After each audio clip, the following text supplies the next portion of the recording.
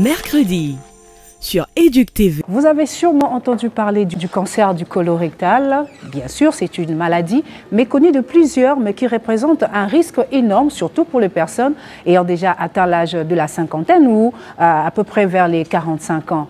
Alors, l'on se pose bien de questions pour savoir comment est-ce que l'on peut développer cette pathologie, mais bien sûr, comment s'est fait sa prise en charge, mais également quels sont les facteurs de risque qui peuvent prédisposer quelqu'un à développer cette pathologie. Alors, par définition, premièrement, puisque le cancer colorectal, c'est quand même une maladie méconnue de beaucoup de la population, comment pouvez-vous leur expliquer cela en des termes plus simples et bien sûr savoir un peu les causes qui concourent justement à développer cette pathologie? Oui, merci pour la question. Effectivement, beaucoup de gens méconnaissent le cancer du côlon alors que c'est l'un des cancers les plus fréquents. En tout cas, c'est le 3e cancer au monde.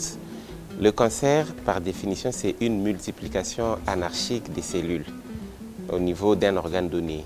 Et cette multiplication de cellules se passait au niveau du côlon ou bien au niveau du rectum. On parle d'un cancer colorectal. Elle a été un jour diagnostiquée du cancer de côlon. Elle a sûrement eu les mêmes effets que tout patient qui entend parler du cancer. Comment vous avez vécu ces moments-là? Merci, madame. Oui, j'ai été diagnostiquée avec un cancer du côlon en 2015. En fait, j'avais fait un malaise pendant que je travaillais et on m'a amené aux urgences et là, on m'a fait tout un bilan. Dans ce bilan, il y avait le scanner et le scanner relevera que j'avais une occlusion intestinale. On a fait appel à un chirurgien et le chirurgien est venu, il a vu le scanner et ils ont décidé qu'on m'amène au bloc le même jour. On a appelé les anesthésistes, on m'a acheminé au bloc. Mais arrivé au bloc, je n'ai pas été opérée. Le médecin était hésitant. Il dit qu'un côlon qui n'a pas été préparé pour ouvrir et non, je ne veux pas ce risque. Je ne sais pas ce que je vais aller trouver à l'intérieur. Donc j'ai été mise en hospitalisation. Et le lendemain de mon hospitalisation, on a refait une colono. En fait, on a fait une colono qui n'a pas très bien marché parce que j'avais très mal. Il n'y avait pas de l'anesthésie et puis on m'a ramené dans ma chambre. Et 2-3 jours après, il y a un autre chirurgien qui est venu.